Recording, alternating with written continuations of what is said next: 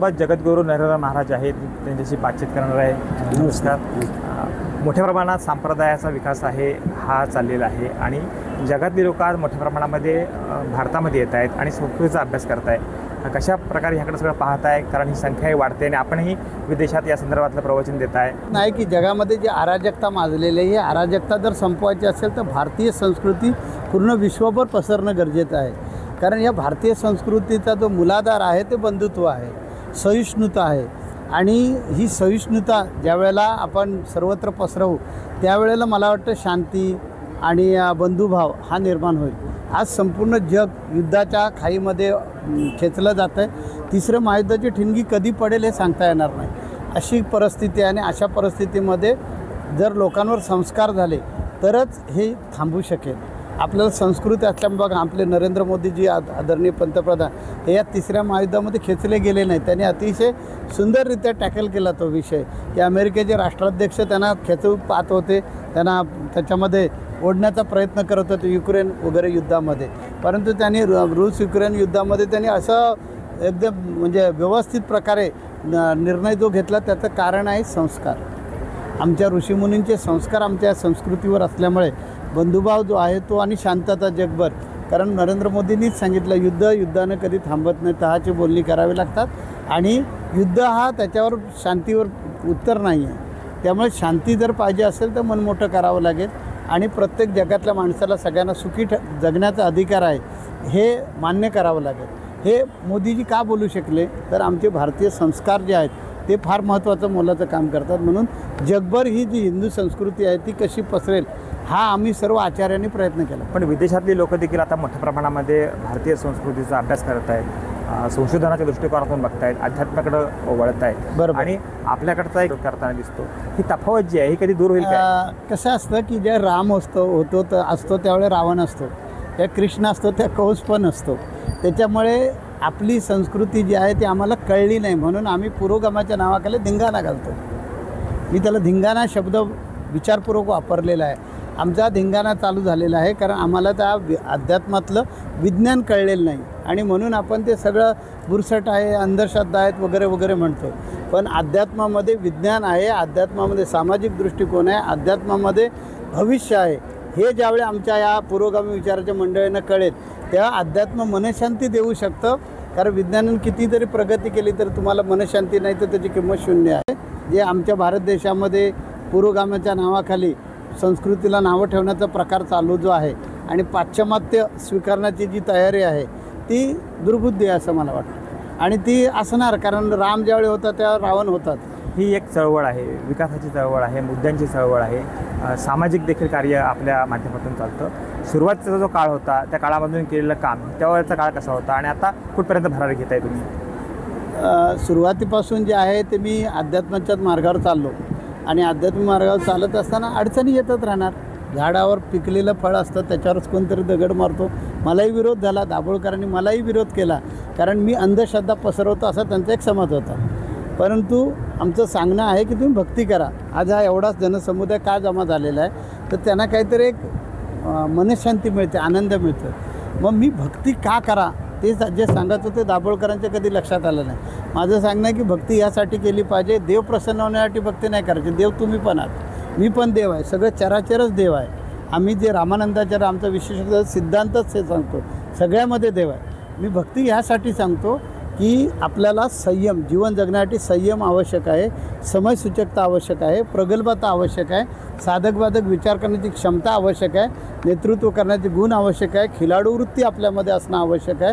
ह्या सर्व गोष्टी आपल्या अंतःकरणात आहेत आणि ह्या अंतःकरणातल्या गोष्टी जर फुलवायच्या असतील तर एकाग्रतेचा व्यायाम घेतला पाहिजे आणि तो एकाग्रतेचा व्यायाम म्हणजे भक्ती.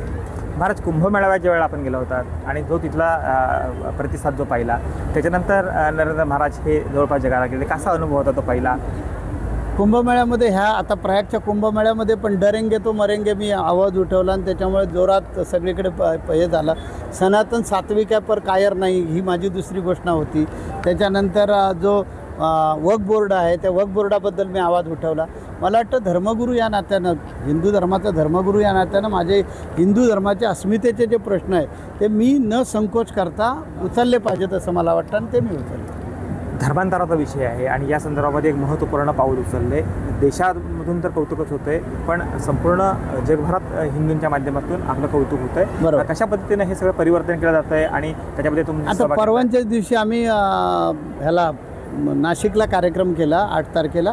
त्या दिवशी पण आम्ही 537 लोकांना हिंदू धर्मामध्ये घेतलं. आतापर्यंत 1,53,010 लोकांना आम्ही हिंदू धर्मामध्ये घेतलेलं आहे. आणि ख्रिश्चन लोक काय करतात की आमच्या अज्ञानाचा, हिंदू धर्मीय लोकांच्या अज्ञानाचा आणि परिस्थितीचा फायदा घेतात आणि धर्मांतर करत आहेत. आणि हे धर्मांतर करत असताना ते काय करतात, आदिवासी लोकांना उचलतात, त्यांची नावं बदलत नाहीत, त्यांचा धर्म बदलत नाही, आदिवासीची फॅसिलिटी घ्यायची आणि त्यांची फक्त उपासना पद्धती बदलायची. म्हणजे कुणीही ब्लेम केला, आम्ही बदललेलंच नाही, तो आदिवासीच आहे, त्याचं नाव तेच आहे. हे जे त्यांचा छुपा अजेंडा चाललेला आहे तो हाणून पाडला पाहिजे. यासाठी आम्ही वेगळ्या स्तरावर काम करतो. म्हणजे नुसतं घर वापसी करतो आहे अशातलं ना. आता आमच्या मुंबई पीठ जे आहे ते मुंबई पीठावर या आदिवासी मुलांना मी घेतो आहे. मोटर ट्रेनिंग स्कूल निर्माण केलेलं आहे आणि त्यांना ड्रायव्हर बनवतो आहे. आज ड्रायव्हर लोकांची व्हेकन्सी आहे, त्यामुळे त्या मुलांना पटापट नोकऱ्या मिळत आहेत. असे अनेक उपक्रम हे आदिवासी आणि धर्मांतरित होणाऱ्या कुटुंबांसाठी राबवले आहेत. मोठा संदेश आहे की रक्तदानाचा विषय हा तर सगळेजण उपक्रम राबवतात, पण अवयव दान करणं ह्यासाठी तेवढी मनाचं कोणाचं धैर्य होत नव्हतं. हा उपक्रम आपण हातात घेतला, म्हणजे जगभरातून हा विषय कौतुकाचा होतोय. किती काळजी घ्यावी लागली, किती लोकांना समजावून सांगावं लागतं, लोक कसा रिस्पॉन्स मिळतो. लोकांनी माझ्यावर प्रचंड प्रेम केलेलं आहे. त्याच्यामुळे मी लोकांना सांगितलं की मेल्यानंतर जाळू नका, जाळण्याची आवश्यकता नाही. हा देह जो आहे, हा देह तुम्ही जर होतकरू डॉक्टर होतात त्यांना जर तुम्ही दिलात तर त्याचा फायदा काल तुम्हाला पुण्यच मिळेल. माझ्यावर पूर्ण विश्वास असल्यामुळे आत्तापर्यंत 161 लोकांनी बॉडी डोनेट केलेली आहे. 56,000 फॉर्म आम्ही भरून दिलेत शासकीय महाविद्यालयाला. आणि आता ऐकलं तुम्ही की 80 ऑर्गन डोनेट झालेलं आहे. त्या आम्ही कुठलाही उपक्रम आणतो ते मला कधी ते आव्हान वाटत नाही, कारण मी लोकांची जे प्रेम आहे ते संपादन करून घेतलं. लोकांना माहिती आहे की हे आमच्यासाठी काही जे करणार ते आमच्यासाठी करणार, समाजासाठी करणार, आणि त्यामुळे मला ती आव्हानं वाटत नाही. योगी आदित्यनाथांनी दाखवून दिलेलं आहे की एक माणूस असं सगळं अंगीकारलं, अध्यात्म अंगीकारलं की काय क्रांती होऊ शकते. बरोबर. आणि दुसरीकडं भारतीय जनता पार्टीनं सर्वप्रथम सगळ्या महाराजांचे उपक्रम, सगळ्या महाराजांचा एक विषय हा लावून धरला आहे. त्याच्या पाठीमागचं सनातन आहे ह्याला मार्गदर्शन केलं आहे आणि प्रोत्साहन दिलं आहे. कसं पाहता ह्या उपक्रमाकडं? BJPनं आपली संस्कृती जोपासलीच पाहिजे, कारण BJPचं जे कोर आहे त्यांचा हिंदुत्व हा अजेंडाच आहे ना, हिंदुत्वासाठीच ते काम करत आहेत. आणि त्यामुळे BJPनं सर्व साधू संतांबरोबर वेगळे उपक्रम राबवले तर मला त्याचं काही कौतुक वाटत नाही. त्यांनी केलेच पाहिजे ना. जर ते हिंदुत्ववादी आहेत तर हिंदू संस्कृती जगण्यासाठी, हिंदू संस्कृती संघटित होण्यासाठी आमची वोट बँक तयार झाली पाहिजे ना. वोट बँक जर आमची तयार नाही झाली तर आम्हाला या देशामध्ये कोणीच विचारणार. जगामध्ये एक पण देश नाही आहे हिंदूंचा. मी घोषणा हिंदू धर्म खतरे में ही माझी घोषणा आहे. तर हिंदू धर्माला वाचवायचं असेल तर हिंदू धर्माला संघटित केलं पाहिजे. वोट बँकेचा प्रेशर दाखवला पाहिजे. वोट बँकेचा प्रेशर दाखवल्याशिवाय राजकीय लोकसुद्धा जागावर येणार नाहीत आणि हिंदू धर्माच्या विरुद्ध जे काही कटकारस्थान चालायचं. पूर्वी ज्यावेळी काँग्रेस आणि काँग्रेस प्रणित सरकार ज्यावेळी असायची त्यावेळेला आमची महाशिवरात्र आली, आमचा कुठलाही उत्सव आला की एवढी मोठी आपल्या माध्यमांमधून लांबडी चौकट लावली जायची आणि टीका टिप्पणीला सुरुवात व्हायची की हिंदू धर्म कसा भुरसटलेला धर्म आहे, कसा म्हणजे कमी विचाराचा धर्म आहे वगैरे सांगितलं जायचं. आज BJPच्या काळामध्ये हिंदू धर्माचं संवर्धन होतं आहे. आमचं स्वागत आहे. आमचं पूर्णपणे BJPला सपोर्ट आहे. हिंदू राष्ट्राचे जे हुंकार दिलेले आहे याकडे कसं बघताय?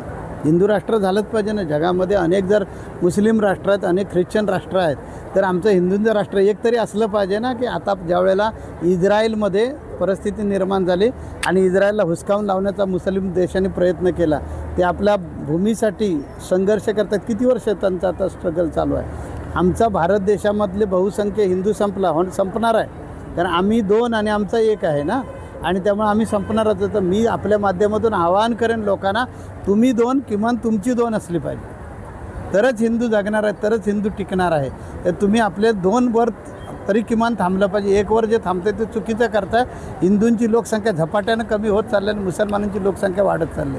ज्यावेळेला वोट बँक आहे, वोट बँकेचं राजकारण असतं. ही लोकशाही म्हणजे काय, वोट बँकेनंच निवडून दिलेल्या माणसाला महत्त्व दिलं जातं. त्यामुळं भारत देशामध्ये हिंदूंची संख्या वाढली पाहिजे, हिंदूंनी संघटित झालं पाहिजे, त्याने आपला देव, देश आणि धर्म यांच्यावर प्रेम केलं पाहिजे आणि आमच्यासारख्या धर्मगुरूंनी त्यांच्या पाठीमागे खंबीरपणे उभं राहिलं पाहिजे असं मला वाटतं.